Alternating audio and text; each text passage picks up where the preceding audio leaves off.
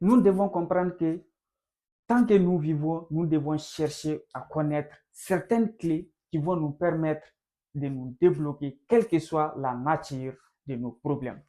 Et nous ne sommes rien sans ce qui nous ont mis au monde. Notre vie n'a pas commencé aujourd'hui là où nous sommes, mais nous avons bien avant vécu avant notre naissance. Je vais vous donner 3 magies qui vont vous permettre de débloquer votre vie. Notre souhait est que vous restez jusqu'à la fin de cette vidéo pour en bénéficier les avantages. Pour la présentation, je réponds au nom de Doumbia Suleiman. Ici, on parle de l'entrepreneuriat, du développement personnel, de la prise de parole. Si l'une de ces thématiques t'intéresse, je t'invite à t'abonner, à activer la cloche de notification pour ne rater aucune de mes nouvelles vidéos. La première magie, c'est la connaissance de soi. Chaque être humain a son origine, a sa source. Et la première chose que nous devons tous faire, c'est de chercher à connaître nos ancêtres. C'est de chercher à connaître qui réellement nous sommes. Tant que vous ne savez pas qui vous êtes, vous ne saurez d'où vous partez. Nous devons chercher à connaître qui étaient nos ancêtres, quelles étaient leurs activités, comment ils vivaient. Donc, c'est la première magie qui va vous permettre de débloquer votre vie, quelle que soit la nature de vos problèmes.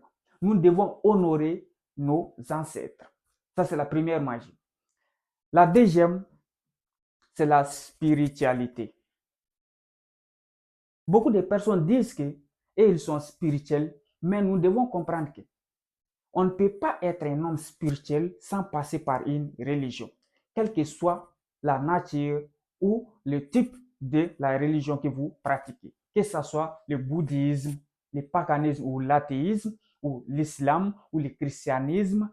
Il faut obligatoirement passer par certaines ou par une religion pour devenir un homme spirituel.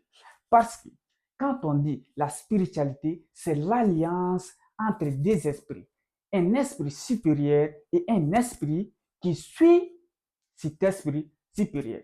Après avoir pratiqué la religion de la bonne manière, dans la vérité, dans la sincérité, et après avoir gagné la confiance de celui que vous suivez, il va vous permettre de vous connecter à son esprit ou à son cœur, à son corps.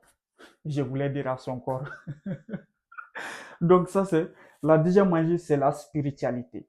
Quand vous arrivez au niveau d'un homme spirituel, votre pensée seule peut devenir une activité, une réalité.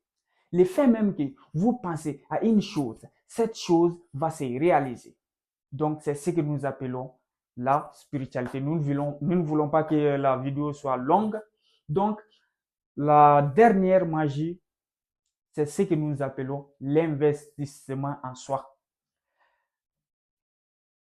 Pour mieux vivre, pour mieux connaître les réalités de cette vie, nous devons toujours faire en sorte d'investir en nous-mêmes. Et cela se relie avec ce que nous appelons les conférences, les séminaires. Nous devons toujours chercher de nouvelles compétences, mais avec une bonne éducation. Comme l'a dit le fondateur de la pédagogie, une connaissance sans éducation est comme une épée dans les mains d'un fou. Donc, nous ne voulons pas être ces fous-là. Donc, nous devons faire en sorte que nous ayons toujours de nouvelles compétences, mais avec de l'éducation nécessaire qui vont nous permettre d'utiliser ces nouvelles connaissances, ces nouvelles compétences. Parce que tant que nous possédons une connaissance, mais sans éducation, nous risquons d'utiliser ces connaissances d'une manière non conseillée. Merci à vous. C'était les 3 magies que je voulais partager avec vous. Donc, c'est